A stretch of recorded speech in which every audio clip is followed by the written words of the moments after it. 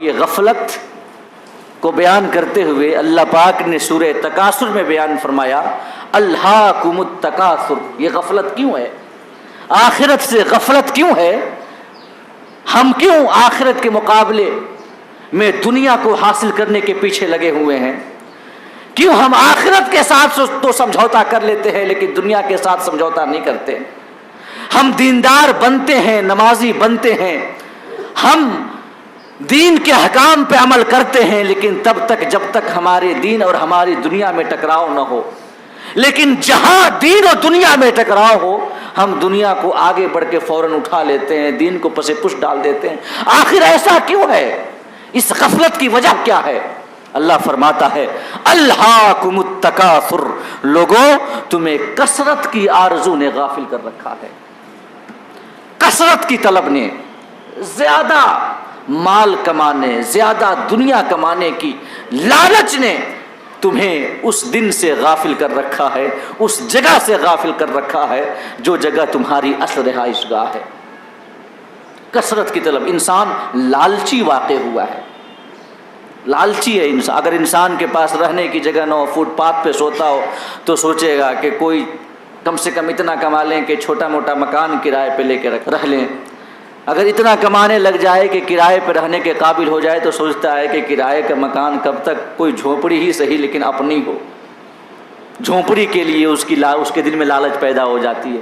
جب جھونپڑی بھی مل جائے تو سوچتا ہے کہ یہ جھونپڑی نہیں بلکہ ایک آدھ دو کمرے کا کوئی پکا مکان مل جائے ہمیں، اور ایک آدھ دو کمرے کا پکا مکان مل جائے تو پھر بنگلوں کی خواہش آ جاتی ہے کہ بنگلو ہمارے پاس ہو، لگژری لائف ہو ہماری، اچھی اچھی گاڑیاں ہوں، آگے پیچھے خدام ہو، نوکر ہو.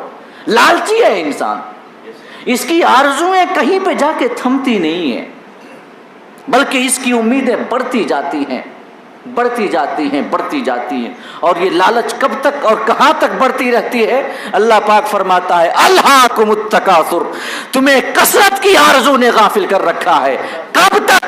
حتی زرتم المقابر، یہاں تک کہ تم نے قبریں دیکھی. قبریں دیکھی تم نے. اس کی دو تفسیر علماء نے بیان کی ہے.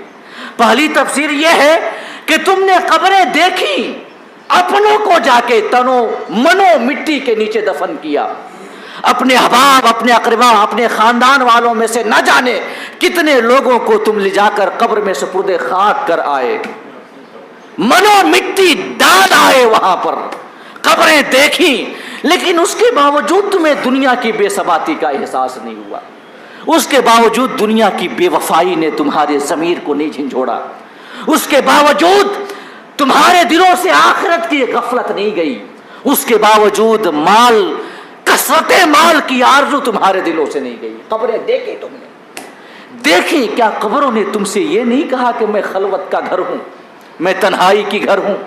کیا قبروں نے تم سے یہ نہیں کہا کہ ہمارے گھر میں تم جیسا کر کے آؤ گے میں تمہارے ساتھ ویسا ہی برتاؤ کروں؟ کیا اللہ کے رسول کا یہ فرمان نہیں سنا ہم نے کہ القبر روضۃ من ریاض الجنہ او حفرۃ من حفر النار؟ قبر یا تو جنت کے باغات میں سے ایک باغ ہے یا جہنم کے گڈھوں میں سے ایک گڈھا ہے. کیا قبر کچھ آواز نہیں دیتی؟ الہاکم التکاثر حتی زرتم المقابر، کثرت کی آرزو تب تک یہاں تک کہ تم نے قبریں دیکھی. اور ایک دوسری تفسیر علماء نے یہ بیان کی کہ مال کی لالچ تمہارے اندر بڑھتی رہتی ہے، بڑھتی رہتی ہے حتی زرتم المقابر، یہاں تک کہ تمہارے پاؤں قبر میں پہنچ جاتے ہیں. عمر کے اس پڑاؤ میں چلے آتے ہو کہ منہ سے دانت غائب ہو جاتے ہیں، پیٹ سے آنتیں غائب ہو جاتی ہیں، زندگی کا کوئی بھروسہ نہیں. اب مرے تب مرے، اب گئے تب گئے، لیکن اس کے باوجود لالچ ختم نہیں ہوتی. حتی زرتم المقابر، قبر میں پہنچ گئے تمہاری عمر کا وہ پڑاؤ آ چکا کہ اب مرے تب مرے والا ہے، لیکن اس کے باوجود لالچ نہیں گئی. اللہ پاک فرماتا ہے کلا سوف تعلمون، ہاں ہاں تم عنقریب جان جاؤ گے، عنقریب جان جاؤ گے.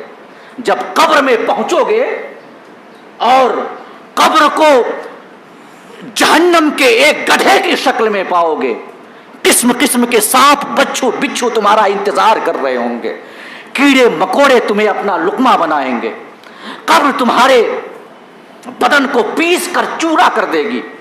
منکر نکیر جب سوال کریں گے تو جواب دیتے وقت زبانیں لڑکھڑائیں گی، یاد نہیں آئے گا، رٹا رٹایا جواب بھول جاؤ گے، تب کلا سوف تعلمون، ہاں ہاں تم ان قریب جان لو گے۔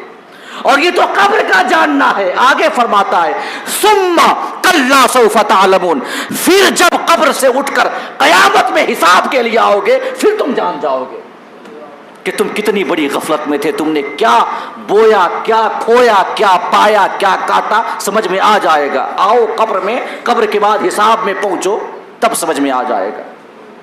کلا لو تعلمون علم الیقین، ہاں ہاں اگر تمہیں یقینی علم ہوتا، یقینی علم ہوتا اگر تمہیں قبر کی وحشتوں کا، حساب کی سختی کا، تو تم کبھی بھی کثرت مال کی لالچ نہیں کرتے۔